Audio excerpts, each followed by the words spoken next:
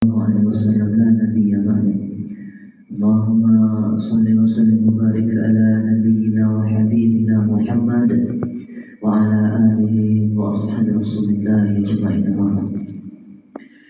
Bapak-bapak, ibu-ibu, kaum muslimin muslimah, jemaah salat subuh yang dirahmati oleh Allah Subhanahu wa taala. Kembali kita memanjatkan rasa syukur kita setinggi-tingginya kepada Allah Azza wa Jalla. Alhamdulillah ya Rabbil alamin. Segala pujian hanya patut kita berikan, kita letakkan, kita sandarkan kepada Rabb kita Allah Subhanahu wa taala. Karena beliaulah yang menjaga kita, merawat kita, membimbing kita, menuntun kita, sehingga pada subuh kali ini kita masih bisa melaksanakan kewajiban kita sebagai seorang mukmin dan muslimah. Semoga dengan pelaksanaan subuh yang senantiasa kita lakukan ini hendaknya menjadi amal jariah kita bertemu dengan Allah Subhanahu wa taala, semakin dekat kita hendaknya dengan Allah Subhanahu wa taala. Kemudian bersalawat kita kepada Nabi kita Rasulullah sallallahu alaihi wasallam dan melafazkan Allahumma shalli ala Muhammad wa ala ali Muhammad. Kita memohon kepada Allah semoga Allah berkenan nanti dengan Nabi kita Muhammad sallallahu alaihi wasallam satu saat bersama Nabi kita Muhammad sallallahu alaihi wasallam dan dipimpin kita masuk ke dalam surga bersama Nabi kita Muhammad sallallahu alaihi wasallam. Amin Allahumma amin. Kaum muslimin muslimah, jemaah salat subuh yang dirahmati Allah, seperti yang kita ketahui bahwa beberapa hari ini sedang terjadi bencana atau musibah yang sedang menimpa negeri kita, khususnya di daerah Kuantan Singi. Dari Lubuk Jambi mungkin Lubuk Kuantan sampai sekarang arah ke Ciranti itu banyak kita lihat saudara-saudari kita sedang tertimpa musibah banjir khususnya. Dan tadi ketika kami ke sini untuk mengisi kajian subuh di masjid ini, ternyata memang air sudah sangat tinggi dari seberang Talu dan ke jalan ya, sudah sampai ke jalan. Bahkan sebagian saudara-saudari kita ada yang sudah begadang karena khawatir mungkin rumahnya terkena atau terbawa arus banjir. Cuman yang ingin menjadi pertanyaan kita pada subuh kali ini sebagai hamba Allah yang mungkin kita tak kenal, sebetulnya bagaimana sikap kita, ya, cara pandang kita dalam menyikapi sebuah musibah yang Allah titipkan kepada kita. Makanya perlu Bapak Ibu supaya nanti kita jangan menjadi orang yang kufur nikmat. Ya, kenapa dikatakan kufur nikmat? Terkadang manusia ini cepat lupanya kepada nikmat yang Allah titipkan. Tapi kalau dapat suatu musibah, dia langsung merasa bahwa musibah itu menimpa dirinya setiap hari, Pak. Ya, tapi dia lupa betapa banyak nikmat yang Allah titipkan kepada kita. Maka kita coba belajar di subuh yang singkat ini sebagai seorang muslim yang baik, muslimah yang baik, bagaimana cara pandang kita dalam menghadapi musibah yang Allah titipkan kepada kita. Cepat, pertama kita buka Quran surat kedua dari ayat 153 sampai 157, kanan sampai kiri pertengahan mushaf. Bismillah. Allah Subhanahu wa taala berfirman, ya ayyuhalladzina amanu. Bapak Ibu, kenapa kami katakan tadi cara pandang ini perlu? Karena kalimatnya diawali dengan kalimat iman. Kalau Bapak Ibu tak dengarkan kalimat ini seperti yang pernah kami sampaikan dulu, maka berpotensi ada masalah dalam keimanan kita. Karena panggilannya kalimat iman, maka bagi kita yang merasa beriman kepada Allah, perlu rasanya kita belajar ya bagaimana cara menyikapi musibah itu dari cara sudut pandang yang Allah berikan kepada kita, khususnya di Al-Quran Al-Karim. Kata Allah, ya ayyuhalladzina amanu ista'inu bis-sabri was-salah. Kalimat yang indahnya di akhir ayatnya 153, innallaha ma'as sabirin. Maka Allah berikan dulu penjelasan kepada kita, wahai orang-orang beriman, kalau kalian punya masalah, mau minta tolong, maka cara terbaik pertama kata Allah, terima dulu masalah itu, ketetapan yang Allah berikan kepada kita itu dengan sabar. Saya sampaikan ini sama jemaah, Bapak Ibu marah-marah pun takkan turun air dulu. Ya Bapak Ibu, ya. Pertama kali yang kita pahami sebagai seorang muslim yang baik, kita terima dulu, paham dulu, ini dari mana datangnya. Ya. Tidak ada satupun yang terjadi di muka bumi Allah kecuali sudah Allah tetapkan kepada kita semua. Ma'asabah min musibatin illa bi'idznillah. Tak ada satupun yang terjadi dalam diri kita kecuali Allah tahu. Ya, tak mungkin tiba-tiba Allah tak tahu, melapor malaikat, ya Allah di gonceng banjir, Allah terkejut tak tahu. Tak mungkin Bapak Ibu. Pasti semua ini Allah sudah tahu. Maka kita yang paham sebagai seorang mukmin harus paham juga bahwa ini sudah ditetapkan oleh Allah Subhanahu wa Ta'ala. Maka sikap seorang mukmin pertama kali dia sabar. Kenapa? Karena dia paham ini ketentuan Allah, dan ketentuan Allah mustahil bisa kita lawan Bapak Ibu. Ya, meskipun Bapak Ibu kuat bendungan sebesar apapun, kekuatan sebesar apapun, mengumpulkan masyarakat sebesar apapun, kalau sudah kata Allah kun fayakun, jadi tak ada satupun yang bisa menghalangi kekuatan Allah Subhanahu wa Ta'ala. Maka perlu rasanya kita pahami, kita bangun kembali, kita buka kajian kita ke belakang, bahwa sesungguhnya semua yang terjadi dalam kehidupan kita sudah direncanakan Allah Subhanahu wa Ta'ala. Maka kita sebagai seorang mukmin harus paham kenapa ini terjadi dalam hidup kita. Maka cara pertama sabar. Ya, setelah sabar, kita terima ketetapan Allah sembari berikhtiar membersihkan air itu, meminta tolong sama orang lain, maka kita dirikan sholat. Ya, kita dirikan sholat untuk mendekatkan diri kepada Allah Subhanahu wa Ta'ala. Dan kalimat menariknya di kalimat 155 156 yang Bapak Ibu. Allah mengatakan, ya, Allah itu pasti uji kita. Ini sudah sering saya sampaikan di masjid ini maupun di masjid yang lain. Allah, kalau tanda Allah sayang sama kita, Allah itu akan beri ujian. Ya, sekali lagi saya katakan, kalau Allah itu sayang sama kita, tanda Allah sayang itu pasti diuji, Pak. Ya, tak ada satupun manusia yang Allah beri pilihan, manusia pilihan. Ya, baik dari Nabi, Rasul, sahabat, tabi'in, semuanya orang-orang pilihan, orang-orang yang Allah sayang, pasti kehidupannya diisi dengan penuh ujian. Ya, ada khauf, ada rasa takut, khawatir, ju', lapar, wa naqsi minal amwal, kurang harta, hancur harta benda, ya, terbakar rumahnya, terbakar bisnisnya, ditipu orang, dihina orang, direndahkan orang, dijatuhkan orang, kena banjir, kena longsor, tsunami dan sebagainya. Ya, banyak ujian dari Allah Subhanahu wa Ta'ala. Dan kalimat indahnya ketika Allah jelaskan berbagai ujian, Allah tutup juga wa basyiris sabirin. Ini menarik Bapak Ibu. Ya, Allah berikan lagi solusi. Allah kasih tahu hidup kini penuh ujian, Allah beri juga solusinya, Pak. Ya, kata Allah, aku pasti uji, dan Allah juga berikan solusi. Beri kabar gembira kepada hambaku yang sabar. Siapa ciri-ciri orang yang sabar itu? Alladzina idza asabathum musibah, yang apabila dia ditimpa musibah, ya, terkena musibah, maka kalimat yang keluar dari lisannya bukan mengutuk-utuk, ya, bukan marah-marah dengan keadaan, tapi kalimat yang pertama kali keluar dari lisannya, qalu inna lillahi wa inna ilaihi rajiun. Sudah selesai, qadar Allah, sudah ketetapan Allah. Semua ini milik Allah, kita milik Allah, rumah kita milik Allah, keluarga kita milik Allah, harta benda kita milik Allah, dan semuanya akan kembali kepada Allah. Selesai, tenang Pak, insya Allah tenang hati kita. Maka di ayat 216 lebih spesifik Allah katakan kepada kita, kutiba alaikumul qitalu wa huwa kurhun lakum. Ya, kata Allah, coba sesekali belajar berperang melawan diri sendiri. Ya, jangan sering-sering berperang melawan musuh Pak Bu. Kalau berperang melawan musuh itu mudah, musuhnya nampak Pak. Tapi kalau berperang dengan diri sendiri, banyak orang yang gagal. Apalagi berperang dengan hawa nafsu kita sendiri. Ini sangat susah. Ya, maka Allah perintahkan sesekali coba belajar, ya, berperang melawan diri sendiri. Kalau berperang nampak musuhnya, Bapak Ibu tahu siapa yang Bapak Ibu lawan. Tapi terkadang kita gagal melawan musuh dalam diri kita sendiri. Itu nafsu syahwat kita tadi, keinginan kita tadi, dengan semua fasilitas kehidupan yang kita inginkan ini. Makanya kata Allah, ini rumusnya Bapak Ibu, ini indah rumusnya dari Allah Subhanahu wa Ta'ala. Pulang ke rumah, buka Quran surat kedua 216, ini paling atas. Apa kata Allah Subhanahu wa Ta'ala? kutiba alaikumul qitalu wa huwa kurhun lakum, diperintahkan kepada kalian untuk sesekali berperang, berjihad melawan hawa nafsu diri kalian.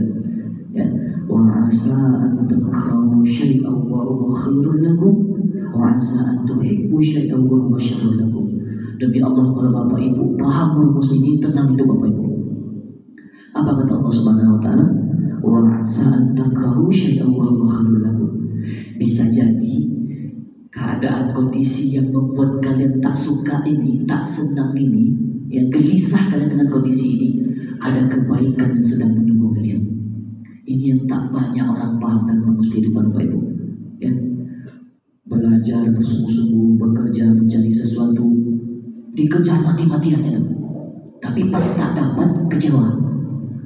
Padahal sebetulnya Bapak Ibu, bukan Allah buat kita kecewa, cuma Allah ingin jauhkan kita dari sesuatu yang tidak baik, yang kita tidak tahu di situ tidak baik. Siapa yang tahu dari musibah banjir ini ada yang baiknya? Kan kita pandangnya sesuatu yang buruk saja. Ada tsunami buruk, ada longsor buruk, ada banjir buruk, kebakaran buruk sebagainya. Kita tak pernah introspeksi diri kita. Bukankah kadang-kadang kalau musibah itu datang semakin dekat kita sama Allah? Bisa jadi mungkin musibah itu Allah berikan kepada kita karena kita sudah jarang sujud, sudah jarang infak, sudah jarang sedekah, sudah jarang puasa. Makanya Allah berikan ujian kepada kita agar kita kembali ingat kepada Allah Subhanahu wa taala.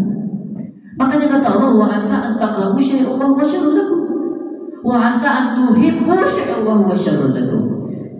Boleh jadi yang engkau suka-suka, yang engkau ingin-inginkan, ya, ingin sekolah di Universitas A, ingin pergi sekolah di Madinah, dapatnya cuma di Indonesia, ingin bekerja di kantor A, ternyata dapat di kantor B. Boleh jadi sesuatu yang tidak kita suka, atau bahkan yang kita suka itu ternyata ada keburukan di dalamnya Bapak Ibu. Dan ditutup dengan kalimat indah lagi, wallahu ya'lamu wa antum la ta'lamun. Pasti tenang hati Bapak Ibu kalau dengar ayat. Allah Maha mengetahui, sedangkan kamu tidak mengetahui apa yang akan terjadi di masa depan kita. Maka kalau kita tak tahu tentang masa depan kita, jangan sok tahu. Tugas kita cuma menjalani sebaik mungkin sebagai hamba Allah Subhanahu wa taala. Ini yang pertama. Jadi bagaimana cara kita menyikapi kalau kita mendapat musibah? Terima dulu dengan sabar, pahami semua itu bahwa adalah ketentuan dari Allah Subhanahu wa taala, ketetapan yang Allah tak bisa kita lawan sedikit pun. Setelah kita qadar, terima qadar Allah tersebut, maka kita bangun kedekatan kita dengan Allah Subhanahu wa taala.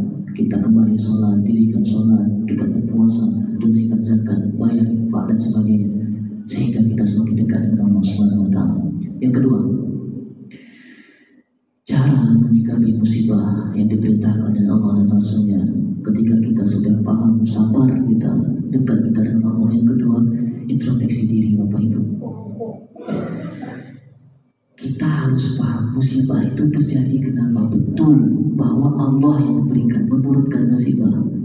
Semua itu ketetapan dari Allah SWT, betul. Tapi kalau kita tak introspeksi diri, bahaya juga. Kita ini tak sadar kadang banyak manfaatnya. Betul Bapak, perusaknya muka bumi ini itu karena siapa? Apakah Allah yang merusak nyawa itu? Atau jangan-jangan kita ini penyebabnya? Semoga bukan kita di dalam masjid Allah ini. Semoga Allah jaga kita.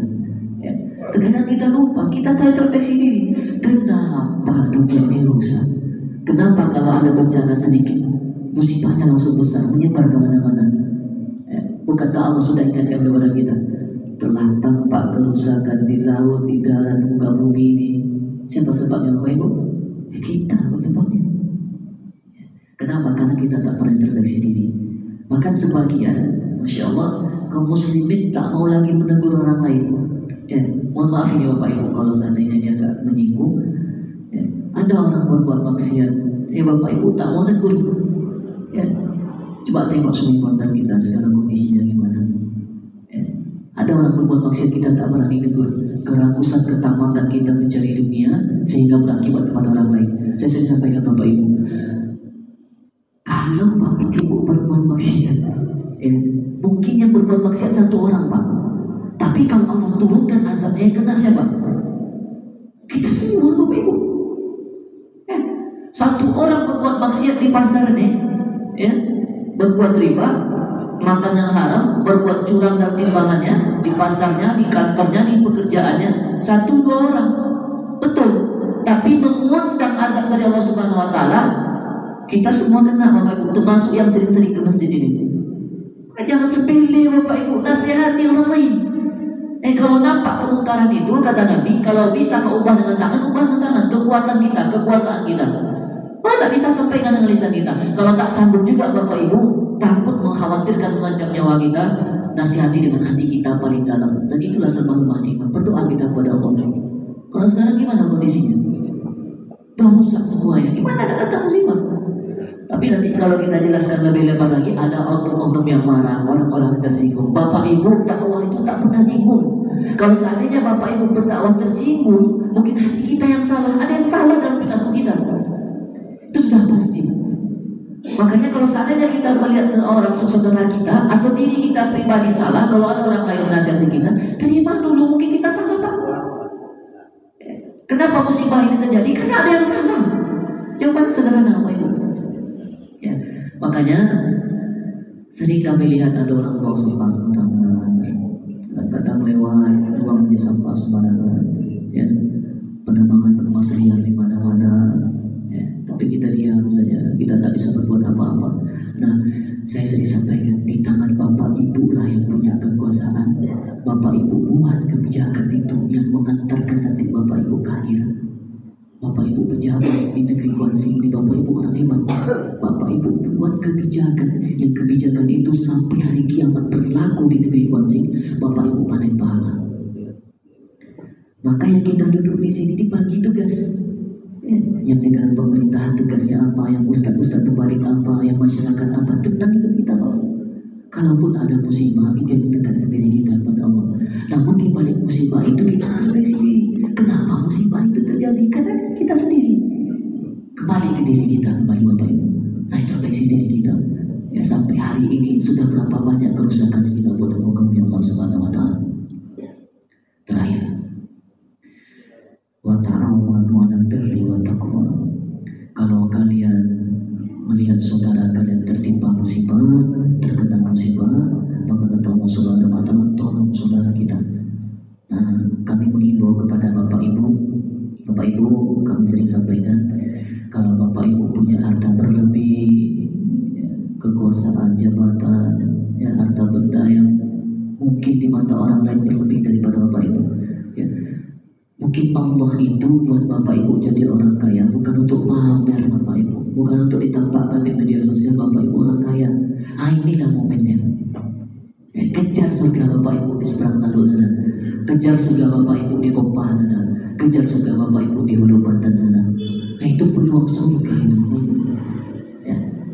Harta ini kalau kita wafat selesai kita, tinggal orang lain yang akan mengkaimah. Bapak Ibu kerja, pergi gelap pulang gelap, dikumpul tumpuk banyak miliaran triliun, mati orang lain yang pakai Pak. Kita cuma diantar pakai mobil mewah kita itu ke kuburan. Sampai di kuburan kita cuma pakai kain kafan putih, tak ada kantong, tak ada HP, tak ada kulkas. Nah, segitu hinanya kita depan Allah Subhanahu wa taala. Putih cuma, tak ada kita bawa cincin emas, tak ada jam emas Rolex sebagainya, HP, Android, iPhone, tak ada kita bawa. Daripada harta itu tak kita bawa, lebih baik harta itu kita bawa mati. Bagaimana cara membawa harta sampai mati? Sedekahkan dia di jalan Allah Subhanahu wa taala. Ini momen Bapak Ibu tolong orang lain, bantu orang lain. Karena mungkin Allah ingin Bapak Ibu masuk surga dari jalur harta. Sebagaimana Utsman bin Affan radhiyallahu anhu masuk surga jalur harta. Ya, mungkin Bapak Ibu tak bisa bangun tahajud. Sering disampaikan kajian di sini, Bapak Ibu bangunlah tahajud. Ya, tahajud itu memberikan 4 keutamaan yang takkan Allah berikan kepada orang lain. Diberikan, dimudahkan rezekinya, dijaga sebagainya. Tak sanggup tahajud, Bapak Ibu dirikanlah duha. Tak bisa duha, Bapak Ibu dirikanlah puasa Senin Kamis. Tak bisa. Mungkin Bapak Ibu masuk surganya lewat jalur harta. Dari harta itulah Bapak Ibu nanti akan diberikan oleh Allah Subhanahu wa taala, mudah dalam masuk surganya Allah Subhanahu wa taala. Maka bantu saudara kita, tolong saudara kita, jangan sampai kita menjadi orang yang tutup mata, tak tahu kondisi, malas membantu orang lain, malas harta kita habis di saat saudara kita butuhkan pertolongan. Dan bagi kita mungkin yang ada duduk di sini yang tertimpa musibah, Ya, jangan sampai musibah itu membuat kita justru semakin jauh dari Allah Subhanahu wa taala. Justru seharusnya kita semakin dekat dengan Allah Subhanahu wa taala, introspeksi diri kita agar kita belajar apa yang sudah Allah tetapkan kepada diri kita ini Bapak Ibu. Ya, mungkin ini sedikit kajian subuh kita di pagi hari ini. Masih banyak sebetulnya bagaimana cara kita menyikapi dalam musibah ini. Pada intinya jangan sampai kita lepaskan kisi-kisi ujian kita dalam kehidupan kita. Sering-seringlah belajar ilmu agama sehingga nanti nampak diri kita dalam menghadapi apapun kehidupan ini yang ujian dalam Allah berikan kepada kita, sehingga kita mampu menjalaninya dengan cara terbaik kita. Ingat Bapak Ibu, tolak ukur kebaikan itu tak bisa Bapak Ibu yang tentukan. Maka kita harus melihat dari Allah Subhanahu wa taala dan Rasulnya. Kalau semua orang nanti menolak ukurkan kebaikan, kacau dunia. Ya, pezina mengatakan dirinya berbuat baik karena zina itu baik menurut dia. Ya. Orang berjudi menurut dia baik karena menurut dia judi itu baik. Maka kita melihat dari Allah Subhanahu wa taala dan Rasulnya, bagaimana Allah dan Rasul memimpin kita menjadi hamba yang terbaik dalam kehidupan ini. Semoga Allah menjauhkan kita dari berbagai musibah, bala, bencana, dan kalau terjadi bala bencana kepada diri kita, semoga Allah berikan kekuatan, kesabaran kepada diri kita, baik saudara-saudara kita maupun keluarga kita yang sedang tertimpa musibah. Semoga dengan ini menjadikan masyarakat Kuansing sadar akan ada perbaikan dalam diri kita, nilai-nilai agama kita, keimanan dan ketakwaan kita, agar kita semakin dekat dengan Allah Subhanahu wa taala. Allahumma amin. Kita tutup majelis yang mulia ini dengan doa penutup majelis. Subhanakallahumma wa bihamdika asyhadu an la ilaha illa anta astaghfiruka